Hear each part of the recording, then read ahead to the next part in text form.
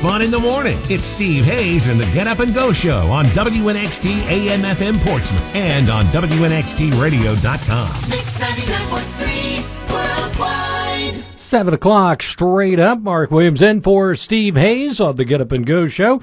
And it's another news update on the way, brought to you by Smith's Pharmacy at Home Medical with 3 convenient locations in Portsmouth, Minford, and South Webster. At Smith's, you never have to wait long while your prescriptions are filled, and they offer drive-through services and free same-day delivery. 58 degrees, holding steady outside, and once again, here's Bill Shope.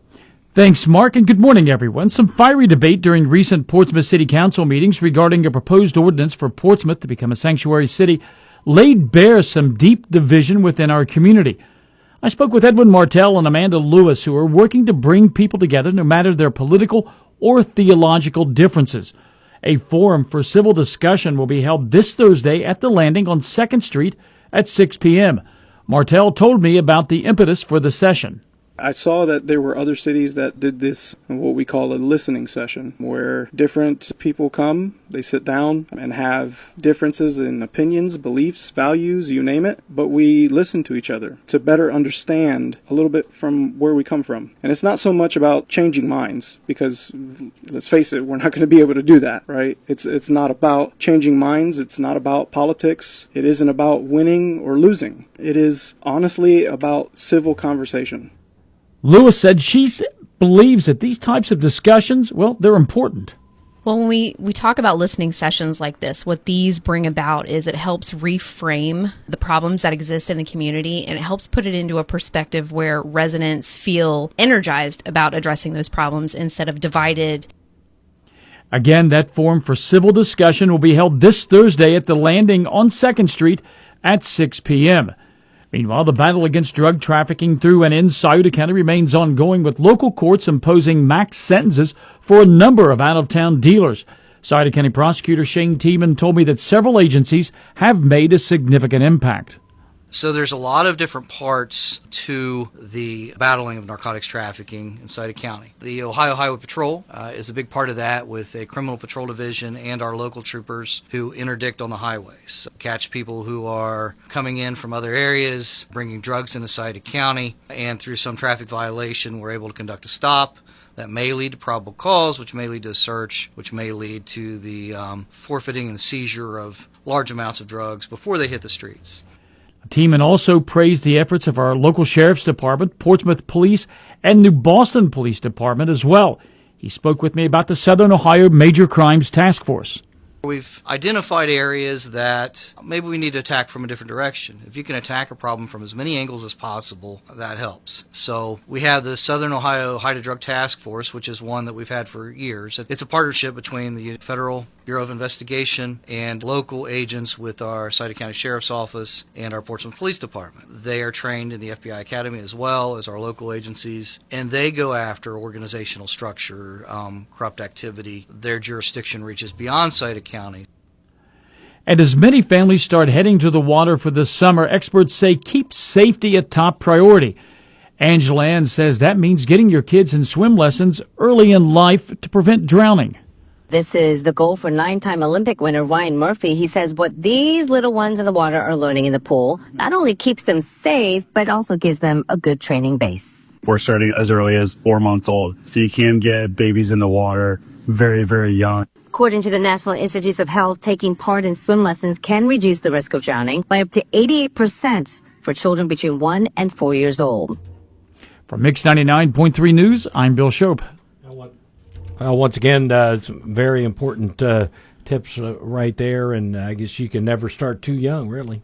Oh, no, absolutely. You know, drowning is the leading cause of death in young children, ages 2 and under. And it's a lot of them wander into pools or people aren't paying attention, and it's just it's something that's preventable. I know you had that interview here just a few weeks ago. We had some sound on it from the news from Bodie Miller, the great Olympic skier. A gold medal winner. His daughter was a victim drowning. He had a young daughter, and now he and his wife are on a crusade now to promote water safety and swim lessons and things like that. Absolutely. His little 19-month-old daughter drowned in a neighbor's pool, and he and his wife Morgan have went on that crusade, to make people more aware of what they do to keep their child safe. And it was a good interview. I mean, you could tell the loss still pained him a great deal, and he really meant what he said. And of course, there are areas here where you can get swim lessons. My daughter had them at a young age, and so it's something that I'm not a water person, and unfortunately I did not learn. I try to stay away from the water as much as possible. So, but definitely you need to get on that if you want to absolutely perhaps prevent a tragedy. Absolutely, and it's not just about just having fun, but it's also maybe you can help save your life and maybe someone else's life. All right, Bill, appreciate it very much. Thank you. And this news brought to you by Smith's Pharmacy.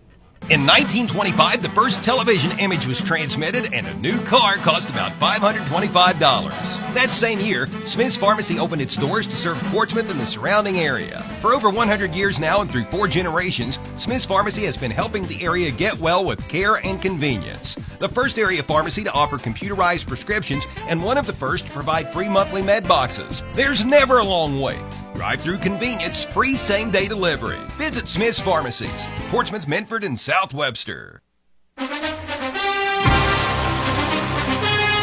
for another update of sports. We welcome Chuck Greenslate back in as it's 7 minutes after the hour of 7. And the Cincinnati Reds were in action yesterday, taking on the Kansas City Royals, going to Kansas City. Royals, pretty good ball club, but the Reds smarting a little bit from what happened to them over the weekend against Chicago, but they didn't let it affect them as they continue to be the one step forward, 2 step back Cincinnati Reds. But they got it done yesterday. Emilio Pagan had to make his way through the 9th inning. He's kind of the de facto closer. He hasn't reached the stage yet like Francisco Cordero, where we can call him full pack. Smoke a full pack of cigarettes as you watch him pitch. But he was able to get the job done yesterday.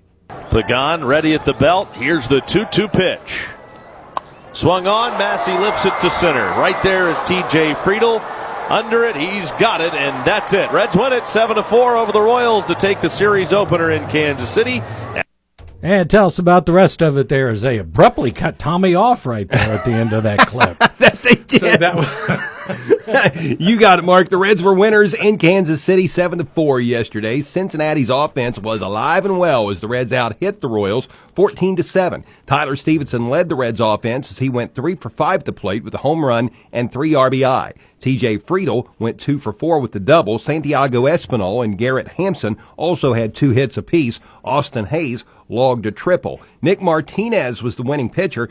He went the first 7 innings, surrendering 3 runs off of 6 hits. He did not walk a single batter. The Reds win yesterday improved the club to 27-28, 1 game under the 500 mark. The Reds are presently in a 4th-place tie in the National League Central standings, 6.5 games out. The Reds and the Royals will tango again this evening in Kansas City. That'll be a 7:40 first pitch Eastern Time, and you'll be able to hear that game on Fox Sportsmouth, AM 1260 and 95.7 FM. Coverage will commence at 7:10. Brady Singer will take to the mound this evening for Cincinnati.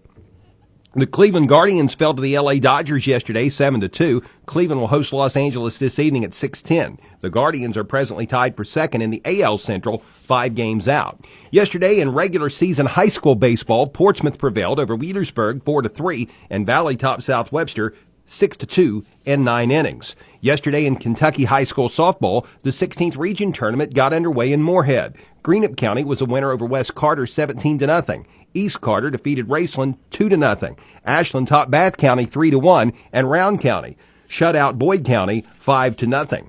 The NBA playoffs are continuing along. Last night in the Western Conference Finals, the Thunder topped Minnesota 128-126. Oklahoma City now has a commanding 3-1 series lead. Game 5 will be tomorrow. The Eastern Conference Finals resume this evening as the Knicks will visit the Pacers at 8 o'clock. Indy leads that series 2-1. The NHL Stanley Cup playoffs are continuing along. The Hurricanes skated past the Panthers 3-0 yesterday in the East Finals. Florida now leads the series 3-1. Game 5 will be tomorrow. Tonight, the Stars will visit the Oilers. Puck will drop at 8 o'clock. Edmonton has a 2-1 series lead. And that is a look at sports. Right, Chuck, we appreciate it, and we'll be talking to you again here in just a little bit. And also, coming up, we want to stay tuned. In about 10 minutes, we got our Sing and Swing winners that we're going to announce because it's a Tuesday, and it's a winning day today for some folks. So, got some tickets that we're going to be handing out to some folks here in just a few minutes. For James Taylor concert action at Riverbend next month, and then also a couple of those winners. Two lucky people, tickets. Yep, Reds tickets to go watch the...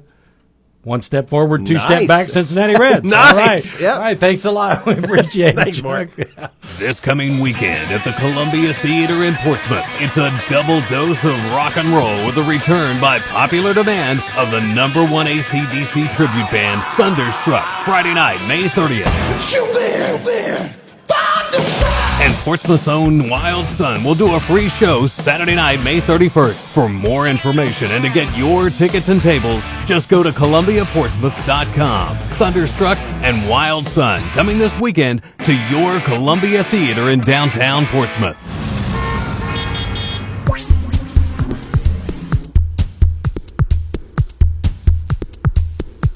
And traffic for you once again brought to you by the Scioto River, located at 1026 Gallia Street in Portsmouth. Got a road closure at Clinton Furnace Road, that is between Monroe Road and Knapp Road. Also, Fordale Road closed until further notice due to a roadway slip. That road closure is between Eagle Creek Drive and Maple Benner Road. This is the hill section of Fort Hill Road. If you want to get a jump on travel plans, download the OGO app. Be the first to know before you go with the OGO. That's OHGO app. Drivers get real-time traffic updates, personalized route notifications, and you can view live traffic cams and get the most accurate delay times. That's a check of your traffic, brought to you by the Scioto River. And weather for you next.